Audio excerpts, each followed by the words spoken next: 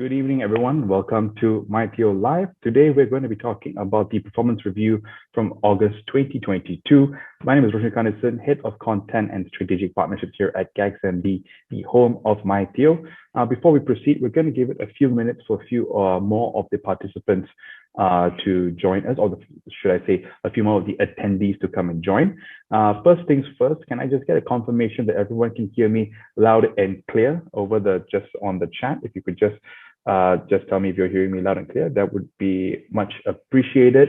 And as I already mentioned, today we're going to be talking about the August 2022 performance review from the MYTHEO portfolios, as well as take some of your questions, right? One of the key themes that I'm pretty sure that we're going to be talking about today, or that's going to come up, is the essentially the relief rally ending a few weeks ago, and now there's a bit more market turmoil, more market volatility over the last few days following Jackson Hole, but also the inflation number that we saw come out yesterday in the US or earlier this morning.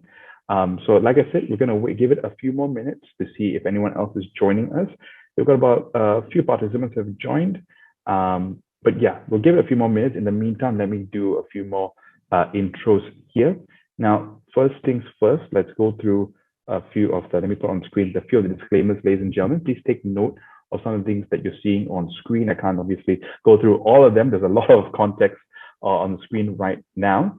But importantly, I mean, all of it is important, but remember that everything we're talking about here is for general information purposes, and none of this should be considered as personalized advice. You should seek that from your own financial advisor. As well as a key thing to always remember is that past performance is not indicative of future results and no representation or guarantee of future performance, right? So again, take a few minutes to take a look at the screen while we wait for other attendees to come and join us.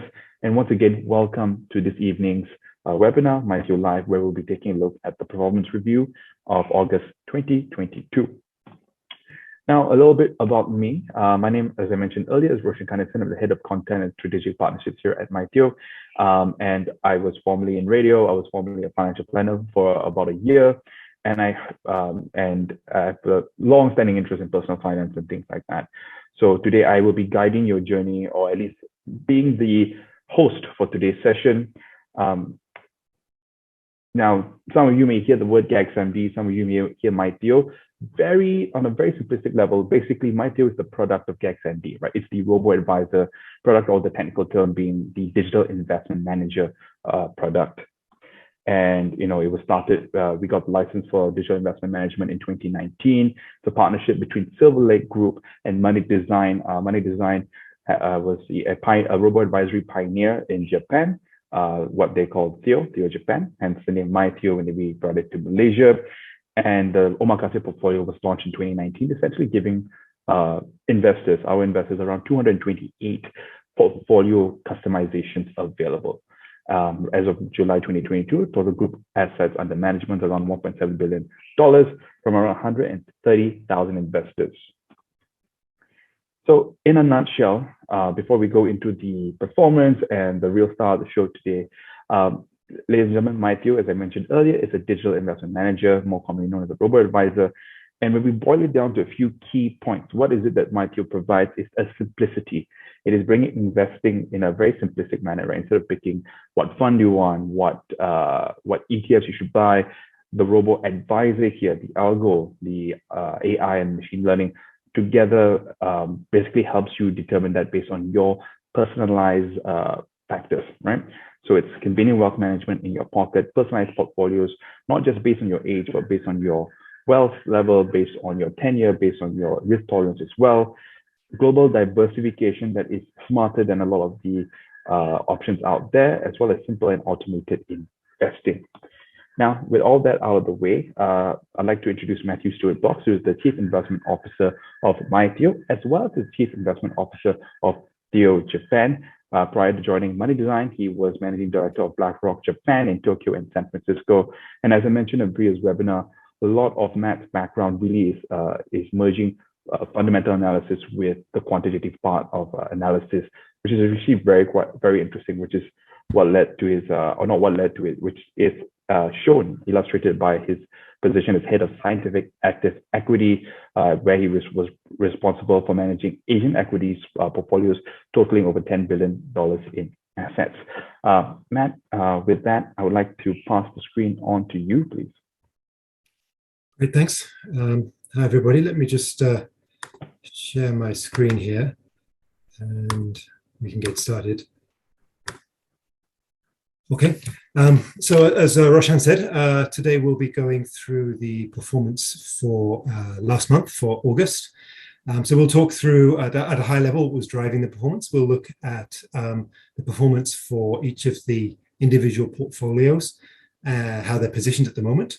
But then we've also got plenty of time to take questions as well, because I think many investors are concerned about what's going on in the markets at the moment. There's certainly plenty of things going on right now. So this page just shows a summary of the performance for August. And as I think everybody's aware, August was a tough month pretty much for all risk assets. So you can see all of our main portfolios, the three functional portfolios and our satellite ESG portfolio, were negative for August. In terms of the drivers there, as Roshan mentioned, the biggest underlying driver was this ongoing concern over US inflation, US interest rates, and in particular, comments in the second half of August, really, by the Fed chairman, Jerome Powell. His comments were taken as being pretty hawkish.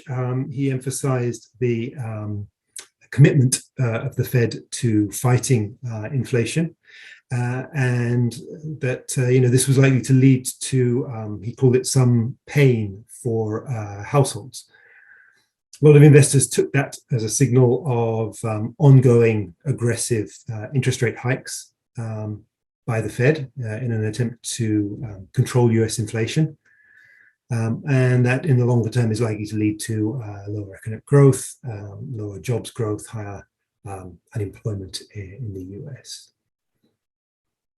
Obviously, higher interest rates are bad for bonds in terms of the discount rate that's applied to the prices of the bonds, but also the knock-on effect of slower economic growth is taken as being negative for equities as well, and for raising the risk of equities. But we also saw it kind of rippling through to commodities as well, from the point of view of slower economic growth, and that naturally would mean slower demand for commodities, and so we saw falls in various commodities, and even gold in the month. Just to emphasize, though, even though this month was tough and year to date, the portfolios are down. If you look at the since launch performance of the three main functional portfolios, these were all launched back in 2019. They're all positive since launch, but certainly the last month has been a tough one. So we'll look in detail at the individual portfolios and see what were the specific drivers of some of those. We'll start with the growth portfolio, and just to remind, the goal of this portfolio is to achieve long-term growth, high returns at a similar level to the global equity market. So this is a portfolio that's focused on a diversified portfolio of global equities. And in August, it was down 2.48% in ringgit terms. This slide shows the positioning of the fund. So each of the blocks on the pie chart is an ETF. And so you can see it holds a wide range of ETFs, ranging from the biggest positions being mostly US related, large cap value, large cap growth, but then also a range of other countries, Japan, UK, India, South Korea, and so on. In terms of the main drivers for August, well, we had some positive contributions from some of the emerging markets, in particular India, South America as well. but they were not enough to offset negative contributions from, in particular, US large cap growth, but also more broadly from Europe, Germany, the UK, places like that were all negative during August. And as I said, this was mostly on the back of these concerns over US interest rates, US inflation. Moving on to the income portfolio. So here the goal is to provide a more stable return stream, lower level of volatility in the market, in the portfolio. And so this portfolio is focused on fixed income bond ETFs, but also high dividend equity ETFs as well. And in August, this portfolio was down 1.68%. As you can see, the holdings here are a range of government bonds. We have US treasuries, international treasuries, but then also corporate bonds as well, investment grade, so high quality corporate bonds, but also higher risk, high yield bonds as well. So a range of different credit risks, and then also a range of different countries as well. Outside of the US, things like emerging market bonds, things like that. We had some positive contributions, in particular from senior loan positions, but given the rising interest rates, in particular US treasuries, high yield corporate bonds, investment grade corporate bonds, longer dated bonds that have a higher exposure to higher interest rates and higher inflation, were negative during August. That's the income portfolio. We look at the inflation hedge portfolio. And here the goal of the portfolio is to protect the real value of the assets in the portfolio, so to counteract inflation over the longer term. This portfolio is focused mostly on real assets, so things like real estate, gold, silver, commodities, things like that. This portfolio was down 2.59% on the month. The holdings you can see here, so the biggest holdings we have in here are things like US real estate. We have a big holding in gold, also TIPS. These are inflation-linked bonds as well. In terms of the main detractors here during the month, this was mostly driven from real estate. US real estate, international real estate, all struggled in August. Naturally, as higher interest rates, higher inflation mean that the income stream generated by real estate has a lower value than at lower interest rates. So those are the main drivers of the negative performance for the inflation hedge portfolio. Finally, outside of the core portfolios, we also have this satellite global ESG portfolio. And so this is aiming to achieve a similar rate of return in the long run to the growth portfolio. So a level of returns similar to the global equity market, but with exposure to ESG. And so it focuses on ETFs that invest in companies that either work with high environmental standards, social standards, or have a high level of corporate governance. This portfolio also was negative in the month. So in August, it was down 2.97%. And if we look at the holdings here, the underlying drivers are very similar to the growth portfolio. Things like the large cap growth part, and also Europe positions as well were negative during the month. So a tough month, I think, across the board for our portfolios. If we just mention briefly, since the end of the month, as Roshan mentioned, we did have a rally for a while, up until yesterday. And equity markets had rallied about 5% or so from their bottom in end of August, early September. So they'd rallied about 5%. But then yesterday, obviously, we got this news of US inflation being surprisingly persistent. Still no strong signs of inflation falling in the US.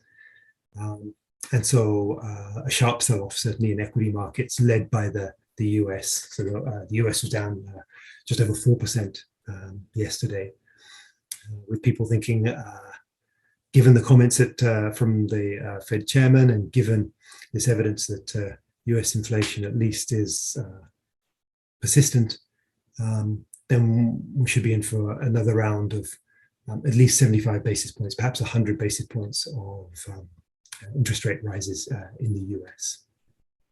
So that's what we got for this month. A lot of things going on in the market.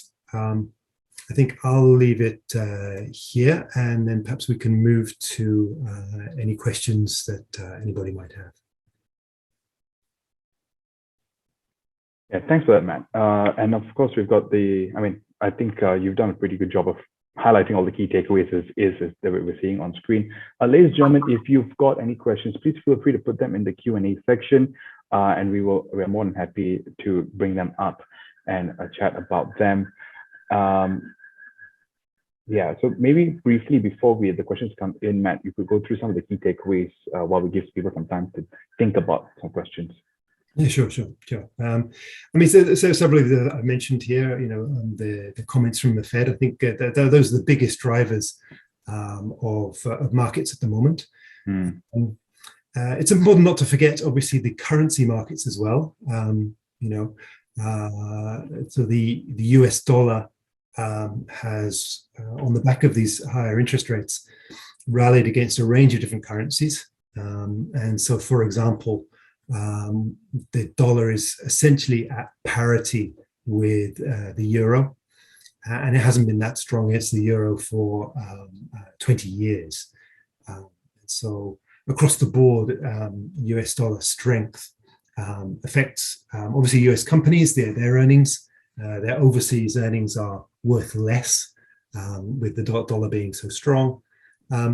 But it also affects, on the other side, people are exporting to the US and things like that. So there's winners and losers with currency volatility.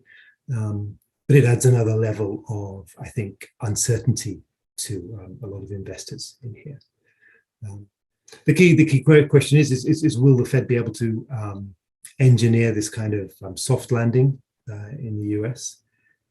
We still have this very unusual situation of falling GDP growth, strong inflation in the US, but also a very strong US jobs market. There's no sign of weakness yet in terms of new hirings, the unemployment rate in the US, earnings growth in the US, wage growth in the US. And this is a very unusual kind of situation, I think, and a lot of people are wondering whether the Fed will be able to get us through this with inflation falling without pushing the US economy into a hard landing. And that remains to be seen whether that can be done. Yeah, maybe we can get into one question here, Matt, that has come in, and it's about the portfolio performance. I guess it's natural for someone to ask a question like this. He or she is asking, all portfolios were down, including the inflation hedge portfolio. Why is that so, especially considering that the inflation hedge portfolio should help protect during times of inflation concerns? Thank you. Any thoughts on that, Matt? Yeah, no, that's a very fair question. Yes. So, the goal of the inflation hedge portfolio is to hedge inflation, and so maintain the real value of your portfolio, and it does that by investing in real assets. Inflation, in Malaysia is running at around 4% or so, and yet the portfolio was negative August. I think the point to make here is this inflation hedge portfolio can't hedge monthly inflation. This is investing into listed assets, and so there's an element of market beta that the portfolio picks up as a result of this. However, if you think of the performance of this portfolio over the longer term, it's done an excellent job in hedging Malaysian inflation. So if we go back up to here, if we look since inception, since launch, so this fund was launched at the end of June in 2019. So it's been running for just over 3 years. Even given the tough performance we've seen year to date, since launch, it's still up over 20%. You can see 20.15%. Whereas cumulative Malaysian inflation over the last 3 years is just over 5%. You've got to remember that inflation right now is relatively high, but inflation was negative in Malaysia in 2020. And so given that, since inception, our portfolio has outperformed Malaysian inflation by just over 15%. So in that sense, it's doing its job. It's very difficult to track inflation, as I say, month by month, but over a longer term, it's done a very good job of hedging against inflation. Okay. We've got another inflation-related question here. And this one is about gold. And I think also quite natural, I guess, to when people talk about inflation hedges, a lot of times gold is brought up in that conversation, especially as a safe haven, which is what this question is getting into. So gold, the question is, so 6 months ago, gold was around $2,000 an ounce. Now it's around $1,700 an ounce. That's around 15% down. Isn't gold supposed to be a safe haven? What's going on here? Yes. And there's a question, I think a lot of people are asking that, right, Matt? So maybe you can just, if possible, just break this down a little bit. Yes, no, this is a very good question. So you're absolutely right. Gold is seen in some ways as the ultimate safe haven. If everything goes bad, if you're holding gold, then at least you've got something that's going to have some value. And yet, as people say, gold is down over the last 6 months, despite inflation, despite geopolitical risk, all of these things that you might think would be good for gold. I think it's important to remember that gold is a hedge for a very specific type of risk in general. And that's a risk more to do with global financial instability. So, for example, gold did extremely well in the aftermath of, for example, the Lehman shock. And there wasn't a particular spike in inflation at that point, but there was a genuine concern that the global financial system might fall apart. And in those kind of situations, gold is an excellent hedge. I think what's going on right now that's hurting the gold price is probably two things. One is the fact, obviously, that US interest rates are now getting close to 3%, and gold doesn't pay any interest. Gold itself doesn't generate any income. And so from that point of view, the opportunity cost of holding gold is higher now than it was 6 months ago. 6 months ago, US interest rates were close to zero. Now, you've got an opportunity cost of putting your money into gold. And so that's been negative, I think, for the price of gold. And then the second factor is gold, as everybody knows, gold is priced in dollars. And so when the value of the dollar goes up, so when the dollar strengthens, then from the point of view of non-dollar investors, from the point of view of anybody outside of the US, the effective price of gold has gone up simply because the dollar has got more expensive. And so given the strength of the dollar, as I mentioned, it's a 20-year high against the euro, this makes gold, when it's priced in dollars, more expensive for, say, an investor in Europe or an investor from Asia. And so that naturally is a drag on demand for gold as well. So I think this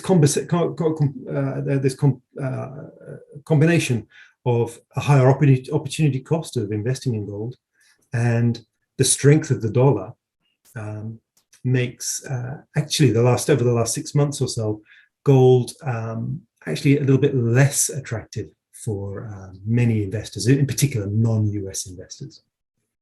Right. So while we can see the dollar price coming down in practical terms for non-US dollar purchases, because the dollar is going up, it may be on par, if not rising. So there is another essentially line in this graph that we need to be taking, which is sometimes something we take for granted, right? Because nothing is a direct correlation. There always, nothing is a clinical or theoretical in that sense that take one factor against another factor and see how it does. There is always something else that can impact it.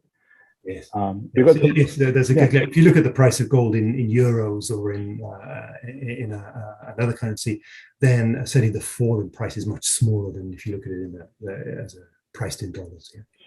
Right, and in a relative term, so anyone who's holding U.S. equities in Malaysia, even though the market has probably fallen 20%, the S&P, because the dollar has strengthened so much, that's actually offset a little bit some of that impact as well as a natural consequence. Speaking of the market, Matt, there is another question here from anonymous attendee. Actually, a bunch of questions from anonymous attendee. With the market falling yesterday, are there any? Basically, the question is, are there any further surprises? But basically, to paraphrase, I guess, what are you going to be keeping an eye out going forward, especially after the hotter than expected inflation number? Sure. And I think we're expecting a Fed meeting next week. Is that right? Yes. Or later this month? Yes. So we have to remember that the market is already pricing in a lot of kind of interest rate rises as well. So the Fed raising interest rates 75 basis points, perhaps now even 100 basis points at the next meeting. That in itself would not be a surprise, I think, and would not move markets particularly much. I think two things to watch out for. One is a sign of a sharp slowdown in the US job market. Okay. Yeah. And that would be a sign that, the higher interest rates really are biting in the US. And that would be an indication that the US economy is slowing significantly. And that gets you into all of this question about, is this going to be a hard or soft landing? So you definitely want to watch the US jobs market. And then the other thing I think you have to watch, especially as an equity investor, you have to remember that you're not investing in GDP or anything like that. You're investing in companies' earnings. And right now, the earnings of, for example, the S&P, they've been reasonably robust. The last earnings season was perfectly respectable.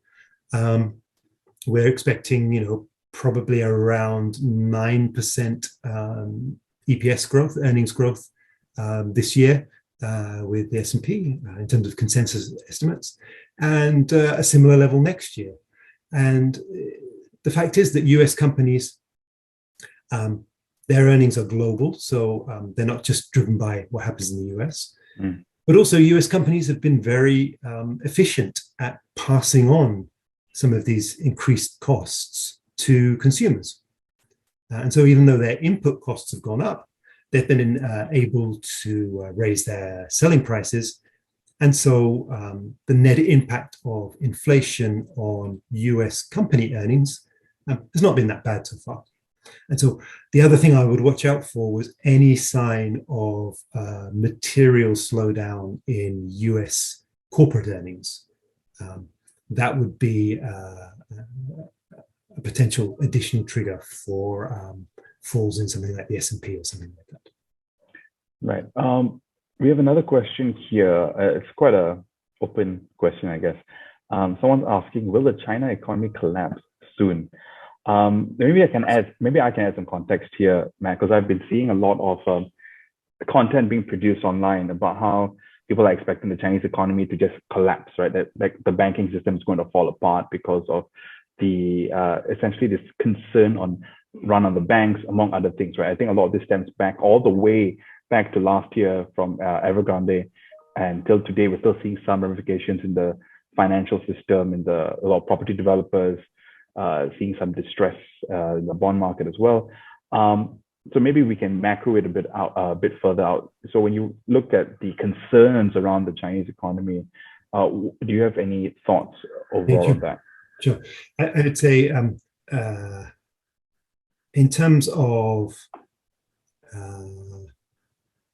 reputable economists, I'm not aware of anybody who is predicting any kind of serious collapse in China. Okay, so for example, the IMF, I think they're predicting Chinese economic growth of around 4 to 5%, I think, this year, something like that. So I don't think any reputable economist is predicting a collapse or even a serious recession in China. Having said that, the expected rates of growth in China, certainly this year and next year, are materially lower than the rates we've seen in the past. But that's perfectly natural. The Chinese economy has been growing at an extremely high rate for an extremely long period of time. It's impossible to keep that high rate of growth going on forever. The growth rate in China has to normalize at some point. And so from that point of view, it's perfectly normal. The comments are in terms of real estate exposure, rippling through to bad loans, bad debts at banks. I think that is a genuine concern. You often see this with countries that go through a long period of economic expansion, that a lot of that gets tied up into real estate speculation, investment into real estate. Companies perhaps that are not real estate specialists getting drawn into developing properties and things like that, and a lot of financial institutions being loose with their lending criteria and things like that. So I'm not an expert on the Chinese real estate market, but I would certainly not be surprised if there was a material amount of bad loans and some financial institutions struggle with processing those bad loans. Having said that, I don't expect something like that to be big enough to provide a systematic risk to the Chinese economy. The Chinese government has a lot of firepower available to it in terms of bailing out banks or financial institutions that get into trouble with bad loans. So I wouldn't be surprised if we do see some problems in the real estate market in China, but I would be extremely surprised if that turned into a material, systematic problem in the short term in China. Yeah, and I think that when it comes to the Chinese banking system as well, they've actually got many banks, right? There are a lot of regional banks. I think from a Malaysian perspective, a lot of times when we think of the banks, we've got a few very big banks, but a few of these few very big banks have been due to many mergers over the last 10, 20 years. I think particularly after the Asian financial crisis, which really put a lot of emphasis on capital structures, people really shoring up their reserves. But yeah, we've got a few more questions we can get to. If anyone's got any more questions, please put them in as soon as you can, because once we've got about 2 or 3 more questions, and then we'll close up the session. All right. Matt, could you move over to the Q&A slide? I think, unless there are any other slides that you want to highlight. Okay. So we have one question here that is very MYTHEO specific. Someone has asked, how is MYTHEO any different from any other robo-advisor in Malaysia? Now, Theo, as the CIO of MYTHEO and Theo Japan, I think you're in the best position to really break this down for us, and because I know you do keep an eye as well on the landscape of the competition as well. Yeah, I hand over this question to you. Yes, sure. I think it's a perfectly fair question. There are multiple robo-advisors in Malaysia now, and I think that's a good thing. And so it's natural to ask, what's the difference between them? Because on one level, a lot of them look very similar in that, they ask their clients a series of questions, and then they build a portfolio essentially based on ETFs and manage that portfolio for you. So from that point of view, a lot of services look very similar. I would say probably the two big differences, I think, with MYTHEO and others. One is, if you look carefully, most of the others that I'm aware of in Malaysia, in terms of the number of portfolios that they actually run, it's actually very small, both in terms of the number of different portfolios, different patterns of portfolios, and the number of ETFs that are used in those portfolios. Often they would have maybe 5, 6, 7 different portfolios, and perhaps 10 ETFs in their investment portfolio.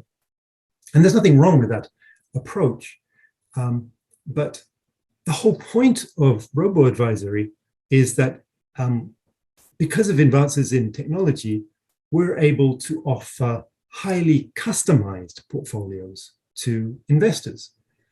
If you're just going to buy an off-the-shelf portfolio, then you may be better just going off and buying a unit trust.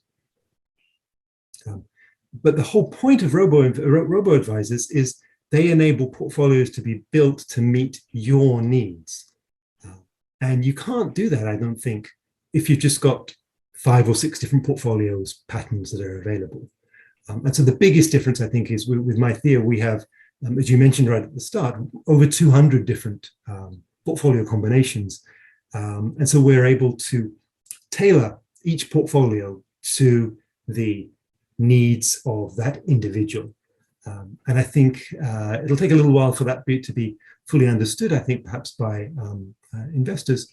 But I think that's the biggest difference between MYTHEO and some of the other robo-advisors in Malaysia. Yeah, I think it's to put it in a nutshell, it's the degree of personalization when it comes to portfolio construction. Yes. Because of the way the 3 functional portfolios that Matt has just gone through have been designed, the 3 of them can be mixed together to the individual need, which has been based on those 5 key questions that we asked, right? Which includes things like the asset base. Now, there's a reason we ask for the asset base of the investor, because different levels of wealth or asset bases may have different risk tolerance. There is some level of correlation to that as well. And obviously the most powerful, the biggest questions of risk tolerance and tenure do make a big difference in terms of the allocation that the algorithms and the AI put together for an individual client.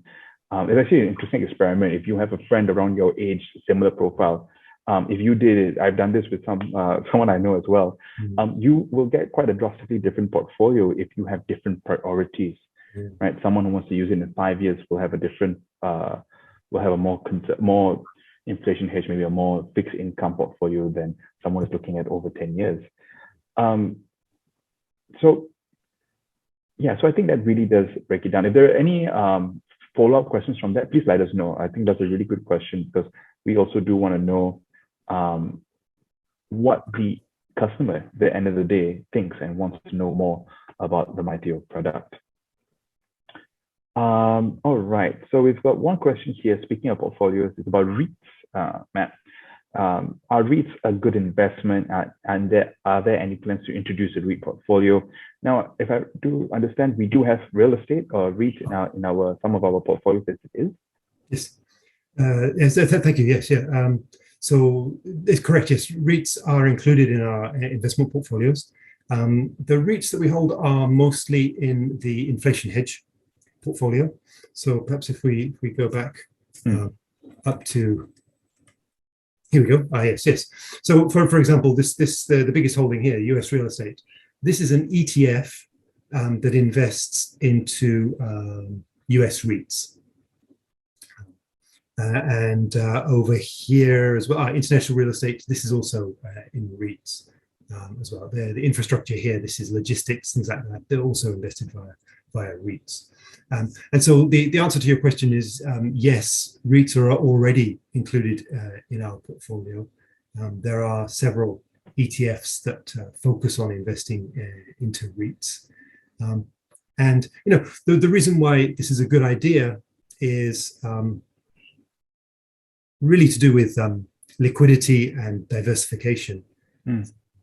If you want to invest directly into real estate and go and buy real estate properties directly, then obviously this becomes much less liquid, much harder to sell those properties.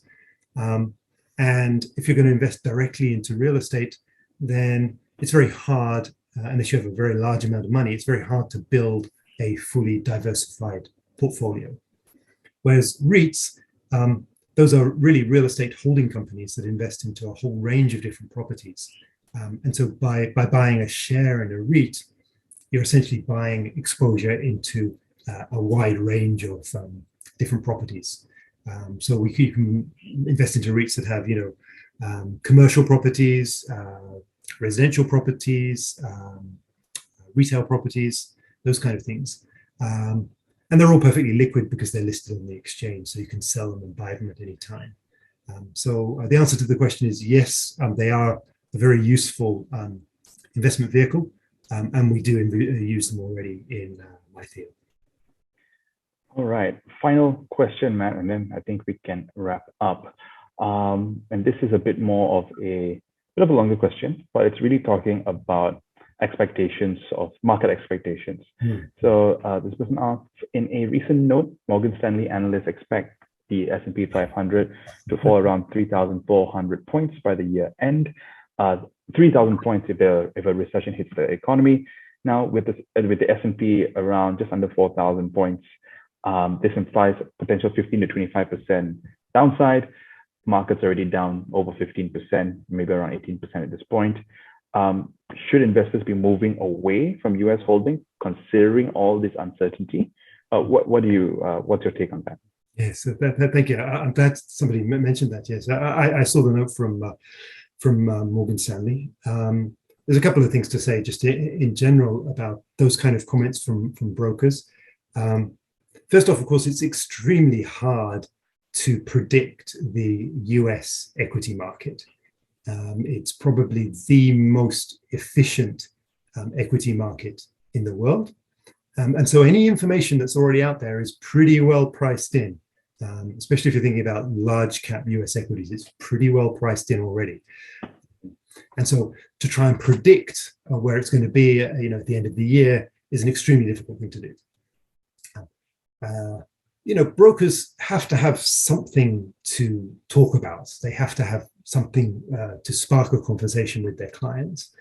And so right now, Morgan Stanley is relatively bearish on US equities.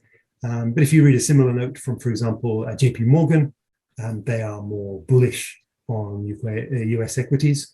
I think UBS they've stopped giving forecasts on US equities. So there's a range of different views, and it's extremely hard to say whether one is going to be right or wrong. So the point there is, brokers will always be producing these kind of notes. Sometimes they'll turn out to be right, sometimes they'll turn out to be wrong, but the brokers don't have some crystal ball that enables them to forecast the S&P any better than anybody else, as far as I'm concerned. If you look in terms of how the US stock market reacts in a recession, then there's a wide range of different outcomes if you look at past recessions in the US. But on average, during a recession, on average, the S&P is basically flat during the recession, and then rises between 10 to 15% gradually over the 2 years after the recession.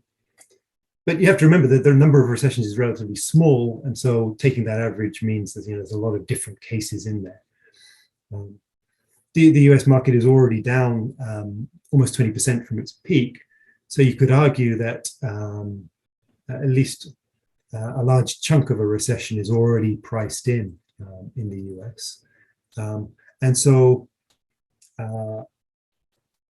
given the fact that the US market is 60% of the global equity market, it's very hard to say that you should be completely out of the US. That would be an extremely risky thing to do. Having said that, there's certainly a case that some other markets, from a valuation point of view, and from the point of view of kind of the stage in the economic cycle, might be more attractive perhaps than the US at the moment. I know a lot of people would say perhaps Asia markets are perhaps more attractive than US at the moment. And I think there's certainly a reasonable case for that. But it's extremely hard to predict those things. I would say you're better off with investing in all of those markets, so you don't miss out when any of those things start to recover. Right. So maybe we can round off and end the today's webinar by following up on. So with all that said, right, this is my own question here, Matt. I guess this could also highlight the role of the robo-advisor, right, at the end of the day, as a long-term partner in wealth building. So with all the permutations we're seeing here, maybe you could just illustrate a little bit how MYTHEO over the long term would look at all this data, right? We're talking about some tiny data points. We're not trying to predict end of the year, but we're looking at a very long-term trajectory here. Because some people may see this and get a bit more bearish and like, oh, should I be moving my money out? But when you look at a long-term trajectory, how would you illustrate the role of robo-advisory or MYTHEO in someone's financial life? Sure, yeah.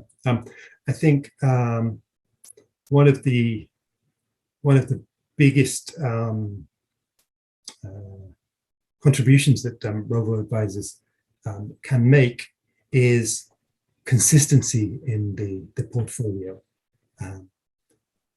Deciding on an ideal portfolio allocation, and then keeping your portfolio up to date on that.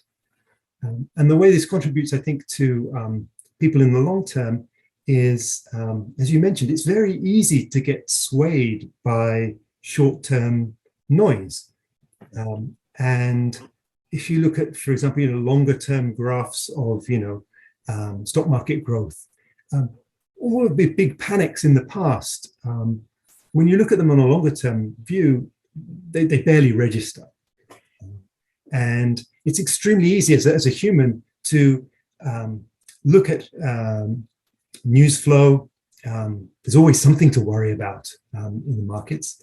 And there's always a reason to shift away from a market, to not be invested, to hold a certain amount of cash or something like that.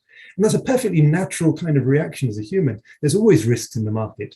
And it's a natural feeling that you want to avoid those kind of risks.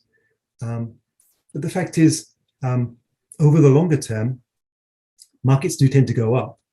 And you're better off stripping away that kind of emotion, stripping away that kind of bias, picking a sensible asset allocation, sticking to it, and maintaining your portfolio month by month, so you stay at your target. That ensures that you don't miss out when markets rally. You don't miss out when risks start to fade, things like that. And so I think the biggest contribution that any robo-advisor can make to individuals is providing this kind of consistent, structured portfolio construction that in the long run is a core element, I think, of long-term investing. All right. On that note, I'd like to thank everyone for your time today. Matt, if you could just move over to the last page of the deck. So thank you everyone for joining me today. Thank you so much, Matt, for your time today and answering everyone's questions and updating us on what's going on with the portfolio as well as what's going on in the markets. Ladies and gentlemen, that was Matthew Stuart-Box, the Chief Investment Officer of MYTHEO, as well as Theo Japan. Matthew, thank you so much for your time. And to everyone who registered and attended today, I sincerely thank you for your time today. We will be having more webinars going forward towards the end of September or the first week of October for sure. Keep an eye out on your emails for that or our social media. And if you want to learn more about should you invest in a recession, or should you worry about a recession? We had a really good webinar just 2 weeks ago talking about this. Matt and I really got nerdy about the finances here. It was a wonderful discussion. But some of those charts that Matt talked about, like the blips that bear markets look like over the long term, they're all in that presentation, in that webinar. So go check it out on the MYTHEO webinar, or just Google search MYTHEO webinar. You should be able to find it. On that note, thank you everyone for your time today. I wish you all a good week ahead and catch you in the next one. My name is Roshan Kannasan, Head of Content and Strategic Partners here at MYTHEO. Goodbye, everyone. Let's take a moment to talk about money. We all know how important it is to save. But no matter how hard we work to build our nest egg, experts believe most of us still won't have enough to retire comfortably. Investing is the better way to grow your wealth, but requires years to master on your own, or high fees and starting capital to hire a wealth manager. Now, there's an easier way for you to invest. MYTHEO is a digital investment manager that does the work for you using investment strategies with a proven track record, helping over 60,000 Japanese investors grow their wealth. That's over $300 million of assets under management. And this is all it takes to start investing meaningfully. When you create an account, MYTHEO will want to know you a little better. Things like your age, assets, and appetite for risk. Once it has collected enough information, a professional investment portfolio will be generated just for you. This portfolio will consist of ETFs listed in the US stock market. Each ETF is selected for its different feature, such as country or asset class, to further diversify your portfolio. And that disperses some of the risk. This global diversification strategy is one way MYTHEO optimizes your portfolio. The algorithm that drives MYTHEO's logical investment reasoning is based on the research behind 2 Nobel Prizes. In the past, you or your fund manager would have to closely monitor the market's various moving parts every day. That's a lot of data and decision making. With MYTHEO, you don't have to sweat the hard stuff. It automatically rebalances your portfolio to its prime investment position. What MYTHEO does for your portfolio is no secret. View the rebalancing data anytime from your account, accessible via the app or website. You might even want to start calling the shots one day. Go ahead and adjust the portfolio to suit your needs. After all the money talk, here comes the money talk. Thankfully, MYTHEO's service will not break the bank, just a small fraction of your investment. With no sales fee, no exchange commission, and not a single surprise charge. So the question to ask yourself is this: will it be worth it? Deciding to invest may mean new commitments and lifestyle adjustments. It could also mean the freedom to do what you've always wanted, not just life's milestones like marriage, kids, and retirement, but the moments in between that make life richer. Whatever it looks like, it's time to invest in experiences that truly matter to you, because life's moments are priceless.